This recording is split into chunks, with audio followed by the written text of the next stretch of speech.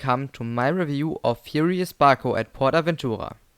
This is the world's only Intamin wing rider, and it is my favorite coaster at PortAventura. Some people really enjoy this ride, and some really don't like it. I'll be talking about why I love Furius Baco and why it is a quite polarizing attraction. But as always, let's take a look at the stats first. Furius Baco opened back in 2007 as Europe's fastest roller coaster, with an impressive top speed of 135 km an hour. This record actually didn't get broken until 2017, when PortAventura opened Red Force at Ferrariland, meaning the park broke its own record. While the ride is very fast, it is not tall at all. I read somewhere that the coaster's tallest point is 14 meters, which likely is the final brake run, but most parts of the ride stay very close to the ground. This includes the ride's one inversion, a very drawn-out inline twist. Because of the lack of height, you actually can't see most of the ride. That's why most of the footage you will see in this video will just show the final turn and maybe parts of the inversion. But back to the stats. The coaster is 850 meters long and features a hydraulic launch, which launches riders from 0 to 135 km an hour in 1.3 seconds. Furius Baco operates with two wing trains, similar to the ones found on B&M wing coasters, but instead of vest restraints, the train features the standard hard Intamin over-the-shoulder restraints. Each train has space for 24 riders, which should make for a good capacity with two trains. However, as the operations of this ride are horrible, the average capacity of Furius Baco is often under 1000 people per hour, which isn't good for a park of this size. Before coming to the ride experience, let me talk about this coaster's presentation. Furius Baco is the first major attraction that guests will come across. The ride's final turn is located over the lake of the Mediterranean area, which looks stunning. Watching the barrel-themed wing coaster trains fly over the water is just awesome. Furius Baco's brake run is located right over the main pathway, and it just looks really appealing. When heading for the queue line, riders pass the coaster's sign and walk up a small wine hill to the queue line building.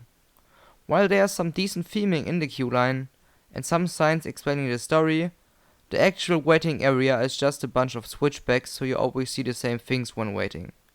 But the building together with the wine hill does look quite good. The best part of the coaster's theming is the pre-show right before the launch, where some kind of engineer messes everything up, causing the train to launch. Apparently a monkey built the train to go like super fast, but the test runs weren't successful and the train crashed. It certainly is a wacky theme, but I dig it. Now for the ride experience. After the pre-show ends, the launch hits, and it's a pretty good launch. As a hydraulic launch, it has a good kick to it, and these generally never disappoint. While this one is probably one of the least powerful hydraulic launches that I've experienced so far, it still packs a punch, especially because of the duration of the launch. As the launch actually goes upwards a bit, there is a strong airtime pop at the end of the launch, when the train dives down into a trench. And from here on, the ride experience is just pure chaos. While B&M wing coasters are very smooth coasters, which usually provide a rather graceful but very fun ride experience, Furius Baco is anything but smooth. This coaster is rough, and not just a little bit. It is really bashing you around in your seat, which isn't exactly comfortable if you add the over-the-shoulder restraints. And this also is the reason why some people don't like this coaster.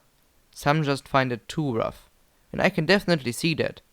In order to avoid headbanging, you need to hold on tight and press your head forward. But to be honest, the roughness didn't bother me at all. In fact, it makes the ride better. As I said earlier, a monkey built the coaster train to go really fast, and that's exactly how this ride feels like. I was laughing uncontrollably on each of my 9 rides on this coaster because it felt so wrong. Who knew that mixing speed and roughness could work this well? But let's take a look at the rest of the layout now. After the airtime pop at the end of the launch, the train flies through a low to the ground turn to the right, which feels super fast. Then there are some S-bends, which aren't too whippy but still feel really wild. After that, the train traverses a drawn-out twisted hill, which passes over the launch. This element doesn't provide any airtime, but you still take it with lots of speed. Then follows my favorite part of the ride, the inline twist. Not only does it provide some super sustained hang time, but you still have that ridiculous speed and roughness, so this element feels insanely out of control. Furius Baco's final element is the scenic turn of the water. It might be a little less speedy than the first few turns, but it feels awesome to come so close to the water. The train then flies up into the brakes with a little snap to the right. That's the ride experience of Furius Baco. Before we come to the end of the review, there's a few more things that I gotta say. If you really don't like roughness and want the smoothest experience possible, ride in the middle seat towards the front of the train. On the outside seats, which I certainly preferred, rows 1 to 5 are almost equally rough, but the very back row is the roughest.